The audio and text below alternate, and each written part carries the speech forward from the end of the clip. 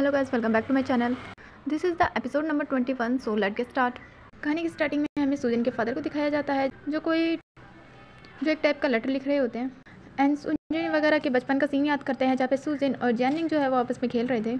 And सूजन के father जो है उन दोनों को बचपन से ही पाला है। सूजन तो उनका खुद का बेटा है ही, बल्कि जैनिंग को भी उन्होंने बचपन से पाला है और वो भी उसे अपने बेटे जैसा मानते हैं। और ये याद करके वो उस मेलोडी को प्ले कर रहे थे और काफ़ी ज़्यादा रो भी रहे थे कि वो ऐसा नहीं करना चाहते, लेकिन फिर भी वो ऐसा कर रहे हैं और उन्हें वो हैप्पी वाले दिन काफ़ी ज़्यादा याद आ रहे होते हैं। जिसके बाद हमें सीन दिखाया जाता है सासा का और उनकी पूरी टीम का, जो कि मेलोडी प्ले कर रही होती है। वहीं पे सैनचान होता है जो कि तांगसी की सिस्टर को देख लेता है और उससे पूछता है कि वो कौन है, पर उसने लड़कों के ड्रेस पहन रखा होता है, इस वजह से उसने वो चैनसिन जो है वो उसे नहीं पहचानता। एंड सासा और बाकी सारी लड़कियाँ जो है वो उसका ध्यान भटकाने के लिए उससे बात करने लग जाती हैं। और इसी बात में तांसी जो है वो एक म्यूज़िक प्ले करती है जो कि उसकी बहन समझ जाती है और वहाँ से चली जाती है, क्योंकि उसने म्यूज़िक प्ले करके ही अपनी सिस्टर को कहा था कि वो यहाँ से जाए। जिसके बाद हमें फिर से सासा को दिखाया जाता है जिसके पास जेन आता है और जेनी के बारे में बताता है कि वो कल कहीं गया था लेकिन अभी तक वापस नहीं आया है। एंड तांसी की सिस्टर को एक लेटर मिलता है उसके रूम में, जो कि स्टार्टिंग में सूजन के फादर लिख रहे थे। जिस लेटर को देखने के बाद सबके सब काफ़ी ज़्यादा शॉक हो जाते हैं एंड वो जेनी की हेल्प करने के लिए उस एड्रेस पे जाने का डिसाइड करते हैं। एंड सासा जो है वो प्रिंसेस के पास आती है ताकि वो गार्ड्स को थोड़ी देर के लिए उलझा के रख सके, जिस पे उसकी सर्वेंट है वो उसे मना भी करती है, लेकिन जो प्रिंसेस है वो किसी की भी नहीं मानती और सासा की हेल्प के लिए तैयार हो जाती है। जिसके बाद हमें सूजन के फादर को दिखाया जाता है जो कि हॉर्स पे बैठकर एक जगह जाते हैं और हमें रात का सीन दिखाया जाता है जहाँ पे सासा जो है वो एक एड्रेस पे आई होती है जो कि उस लेटर में लिखा था। एंड उनका पीछा करते करते यहाँ पे तानसी और शेर भी आ जाती है ताकि वो सासा की हेल्प कर सके, जिस बात के लिए सासा उसे काफ़ी डांटती भी है। लेकिन फाइनली वो घर के अंदर जाते हैं और देखते हैं कि वहाँ पे कुछ भी नहीं है। इस बात से वो समझ जाते हैं कि ये लेटर उन्हें जानबूझ के दिया गया था ताकि वो लोग इन्हें पकड़ सकें। एंड तभी वहाँ पे सूजन के फादर आ जाते हैं जो कि उस घर में आग लगा देते हैं, जिसको देख के सब काफ़ी ज़्यादा शौक होते हैं। खुद को बचाने के लिए आसपास की जगहों को थोड़ा ठीक कर रहे होते हैं ताकि आग यहाँ तक ना आ जाए। एंड तभी वहाँ पे जैनिंग आ जाता है जिसे देख के सूजन के फादर और उसका सर्वेंट दोनों ही हैरान होता है, क्योंकि पिछले एपिसोड में ये एक खाई में से गिर के मरने वाला था। एक लेटर लेके आया होता है जो कि सूजन के फादर को दिखाता है और बताता है कि इसमें आपकी हैंड राइटिंग है, इससे पता चल जाएगा कि ये सब कुछ आपने किया, इसलिए आप लोगों को मारना बंद करें। लेकिन सूजन के फादर उसे कहते हैं कि अगर तुमने ये लेटर मुझे दे दिया तो मैं अंदर सासा और बाकी सब जो है उन्हें छोड़ दूंगा, इसलिए ये लेटर मुझे दे दो। एंड जैनिंग जो है वो उन सब की आवाज़ों को सुनता है कि वो हेल्प के लिए चिल्ला रहे हैं, इस वजह से ना चाहते हुए भी वो लेटर उसे देने लगता है। लेकिन लेटर लेने के बाद भी सूजन के फादर जो है वो उन्हें नहीं छोड़ते, इसलिए सूजन उनके साथ फाइट करने जाता है। लेकिन तभी वहाँ पर सूजन और उसकी मदर आ जाती है, जिसे देख के उसके फादर शौक हो जाते हैं और जैनिंग को कहते हैं कि तुम कितने ज़्यादा बुरे इंसान हो, तुमने खुद को बचाने के लिए यहाँ पर मेरी वाइफ और मेरे बेटे को लेके आ गए। जिस पे सूजन जो है वो उन्हें कहता है कि मैं खुद यहाँ पे आया हूँ, वो भी मदर को लेके। एंड जो उसकी मदर है वो कह रही होती है कि तुम ये सब छोड़ दो क्योंकि तुम्हें इस सबसे कोई भी फ़ायदा नहीं होने वाला। एंड जिस चीज़ को तुम छुपाने की कोशिश कर रहे हो वो मुझे पहले से ही पता है, तुम्हारे बैकग्राउंड के बारे में और तुम्हारे अफेयर के बारे में भी।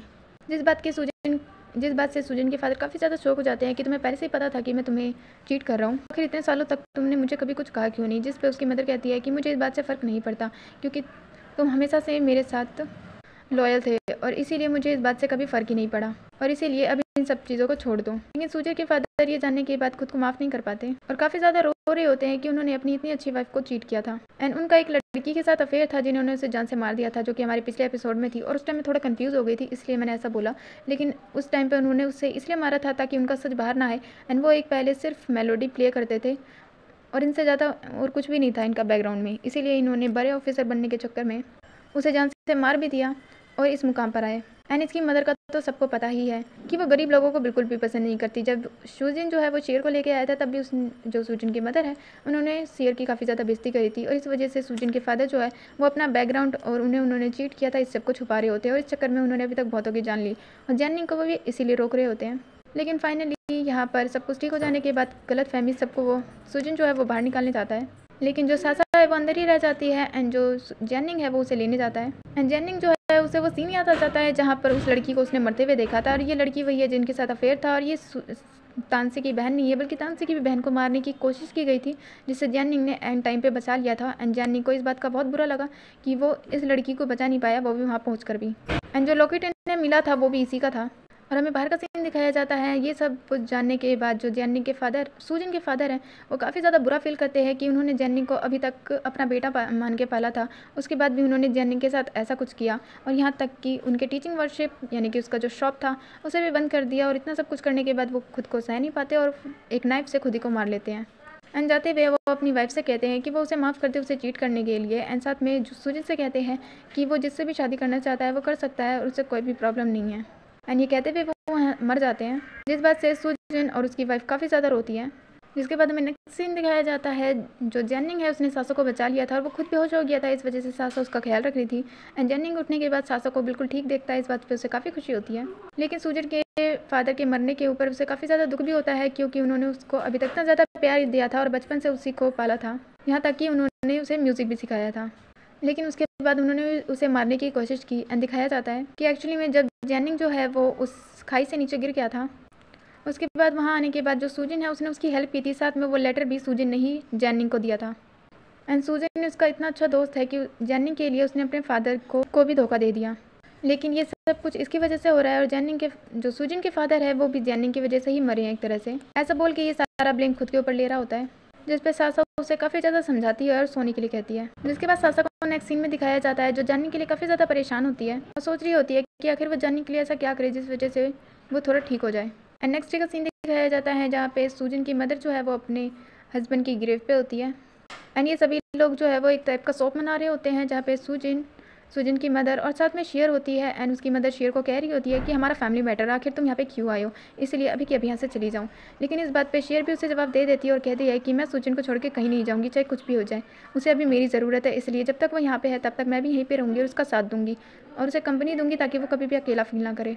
लेकिन ये सब सुनने के बाद जो सुजिन की मदर है वो और ज़्यादा गुस्से में हो जाती है और यहाँ से चली जाती है। एंड जब वो बाहर आती है तो उसे जेनिंग मिलता है, जो कि सासा के साथ वहाँ पे नींव पे बैठा होता है।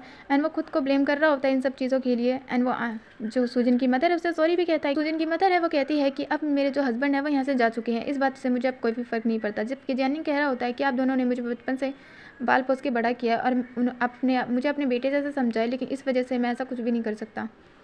एंड वो प्लीज़ उसे किसी भी तरह माफ़ कर दे, क्योंकि उसकी वजह से शायद जेनिंग के फादर भी यहाँ नहीं है। लेकिन जो सुजिन की मदर है वो जेनिंग को एक थप्पड़ मार देती है और कहती है कि प्रिटेंड करना बंद करो कि तुम हमारे लिए काफ़ी ज़्यादा बैड फील कर रहे हो और यहाँ से चले जाओ, मुझे तुम्हारी कोई भी ज़रूरत नहीं है। अब जबकि मेरे हस्बैंड जा चुके हैं तो तुम्हारा और मेरा कोई रिलेशनशिप नहीं है, जो कुछ था वो पास था और अब सब कुछ ख़त्म हो चुका है।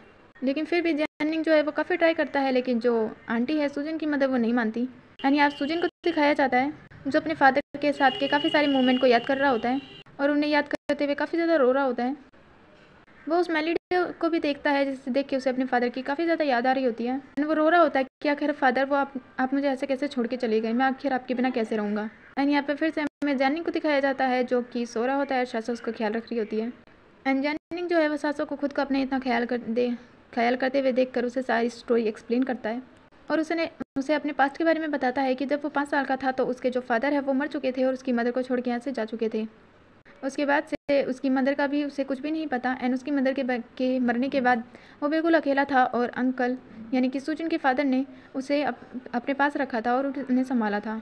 मेरे जो ओरिजिनल फादर थे वो एक म्यूज़िकल फैमिली से थे, पर इससे ज़्यादा उन्हें कुछ भी नहीं पता। एंड सुजिन के फादर ने ही मुझे म्यूज़िक सिखाया था। वो हमेशा मेरे बारे में फ़िक्र करते थे और हमेशा मुझे अच्छा ही कहते थे। एंड ये सारी बातें जो मेरी मदर है उन्होंने लास्ट टाइम पे मुझे मरते टाइम बोला था, जिन चीज़ों को मैं कभी नहीं भूल सकता। जिस पे सासा उसके लिए काफ़ी सैड होती है कि जब वो सिर्फ 5 साल का था तो उसके फादर जो है वो उसे छोड़ के चले गए थे। एंड ऐसे ही थोड़ी बहुत पास्ट की बातों को बताने के बाद ये आपस में बातें करते हैं और इसी सैड एंडिंग के साथ आज का एपिसोड होता है ओवर। अब इसके थोड़े से ही एपिसोड बचे हैं, वो भी सिर्फ 3। तो मिलते हैं नेक्स्ट एपिसोड में। Bye bye.